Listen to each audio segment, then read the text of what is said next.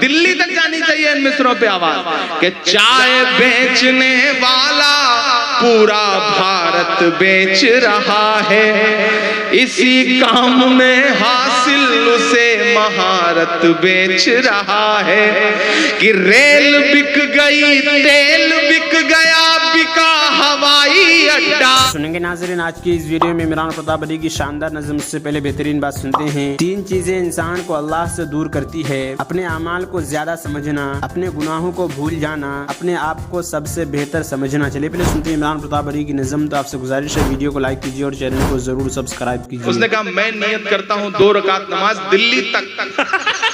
اب آپ کیا کر سکتے ہیں؟ یہ ہے بہار، آپ کچھ نہیں کر سکتے اس بہار کا۔ بہار کی زندہ دلی کو سلام۔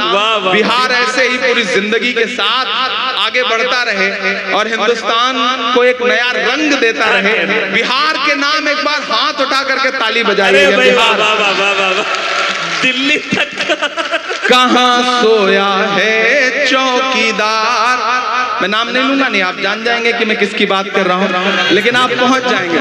کہاں سویا ہے چوکیدار، کہاں سویا ہے چوکیدار، پیٹرول اور ڈیزل کی قیمت رہی سینکڑا مار، کہاں سویا ہے چوکیدار، کہاں سویا ہے چوکیدار۔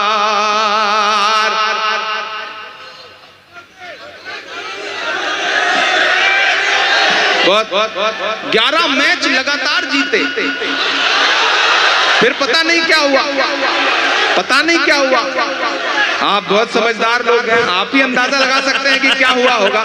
میں تو دیش کی پارلیمنٹ میں بیٹھتا ہوں تو میں کوئی قیاس بھی نہیں لگا سکتا۔ آپ ہی کچھ کہہ رہے ہیں، جو کہہ رہے ہیں وہ سچ ہی کہہ رہے ہوں گے، کیونکہ عوام کی جو آواز ہے دراصل وہی اصلی آواز ہوتی ہے، باقی تو۔ اچھا اس کے بعد اگلا T20 ہوا تو جیت بھی گئے، یہ بھی کمال ہوا۔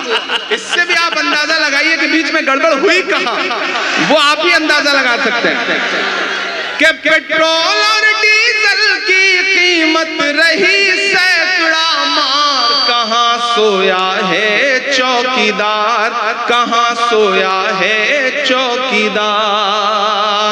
ابھی اشرف فاطمی صاحب سے کہا جائے کہ آپ جب پڑھتے تھے تو آپ کے ساتھ 2-4 آپ کے کلاس میٹ تھے جنہوں نے آپ کے ساتھ پڑھائی کی ہے، تو یہ 2-4 کے نام بتا دیں گے اور ملوا بھی دیں گے۔ لیکن اگر صاحب سے یہ کہا جائے کہ آپ نے جب پولیٹیکل سائنس میں ایم اے کیا تھا تو آپ کے ساتھ کسی نے پڑھائی کی تھی تو کوئی آدمی نہیں ملے گا۔ اب اشفاق کریم صاحب سے پوچھا جائے آپ کے بزنس کیا ہے اور اس کے 2-4 گراہک بتا دیجئے تو یہ نام بتا دیں گے۔ لیکن ان سے پوچھا جائے کہ وڈ نگر اسٹیشن پہ جب آپ چائے بیچ رہے تھے تو کس نے خرید کے پی، آج تک مجھے کوئی نہیں ملا، کوئی نہیں ملا۔ تو میں تو شاعر ہوں، میں کہہ دیتا ہوں اپنے انداز میں بات۔ کہاں سویا ہے چوکیدار، کہاں سویا ہے چوکیدار، کہ چائے بیچنے والا پورا بھارت بیچ رہا ہے۔ آپ ہی کہہ سکتے ہیں۔ بہار سے آواز دلی تک جانی چاہیے، ایسے کام نہیں چلے گا۔ صرف پٹنہ تک جائے گی تو کیسے کام چلے گا؟ دلی تک جانی چاہیے ان مصروں پہ آواز کہ چائے بیچنے والا پورا بھارت بیچ رہا ہے، اسی کام میں حاصل اسے مہارت بیچ رہا ہے کہ ریل بک گئی تیل بک گیا بکا ہوائی اڈا۔ اگلا جو قافیہ ہے اس کی داد چاہیے مجھے کہ ریل بک گئی تیل بک گیا بکا ہوائی اڈا، سب کچھ بکتا دیکھ کے خوش ہیں اپنے جے پی نڈا،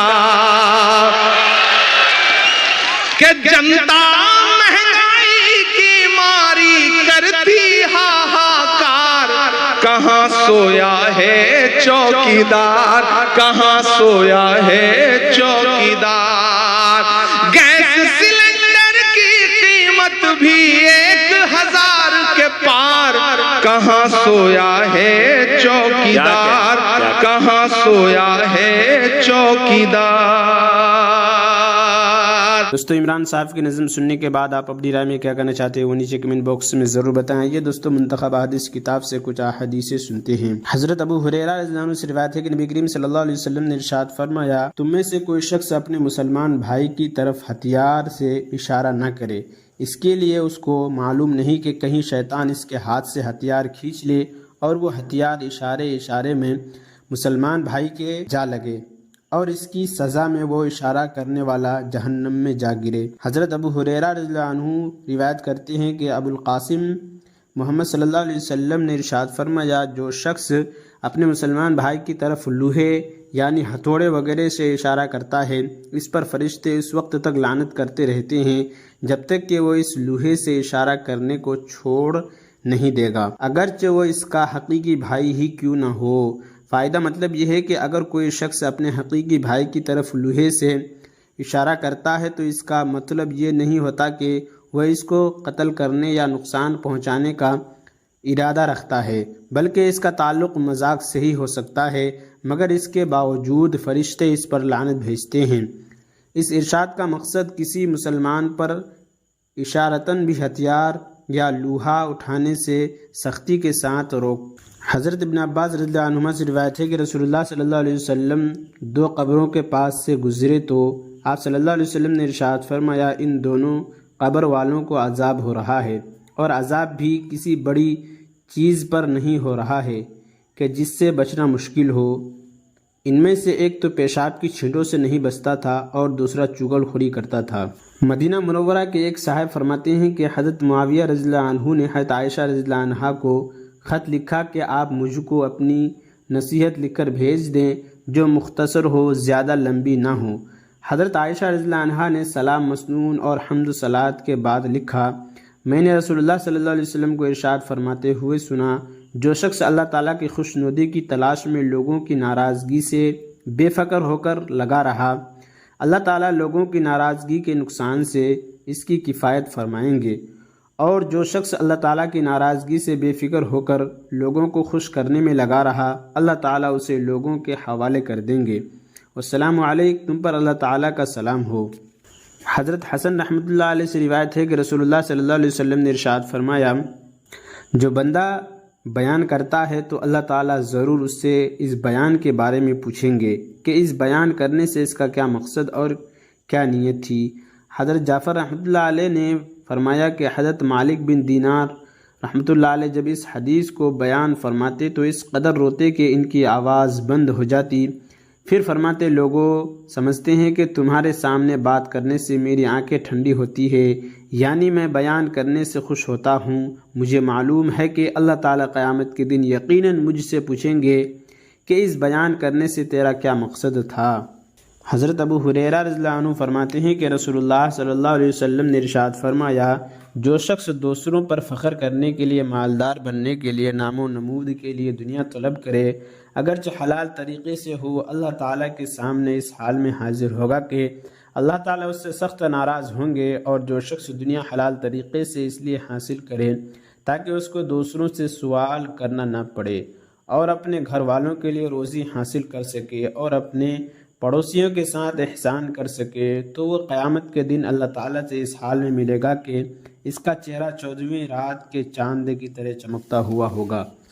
حضرت عبداللہ رضی اللہ عنہ فرماتے ہیں کہ میں نے رسول اللہ صلی اللہ علیہ وسلم کو ارشاد فرماتے ہوئے سنا اللہ تعالیٰ کو اپنے مومن بندے کی توبہ پر اس شخص سے بھی زیادہ خوشی ہوتی ہے جو کسی ہلاکت والے جنگل میں سواری پر جائے جس پر اس کا کھانا پینا رکھا ہوا ہو اور وہ سواری سے اتر کر سو جائے اور جب آنکھ کھلے اور دیکھے کہ سواری کہیں جا چکی ہے تو وہ اس کو ڈھونڈتا رہے یہاں تک کہ جب اسے سخت پیاس لگے تو کہے کہ میں واپس اسی جگہ جانا چاہتا ہوں جہاں میں پہلے تھا اور میں وہاں سو جاؤں گا یہاں تک کہ مر جاؤں گا.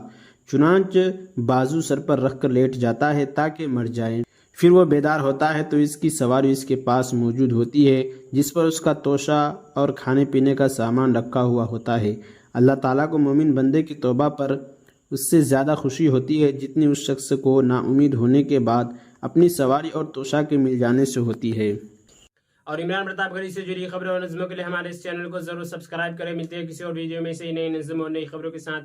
تو جب تک کے لیے دیجیے مجھے اجازت اور رکھیے اپنا خیال. آپ دیکھ رہے تھے IR مشاعرہ میڈیا اور میں آپ کے ساتھ محمد عاقب. السلام علیکم ورحمۃ اللہ وبرکاتہ.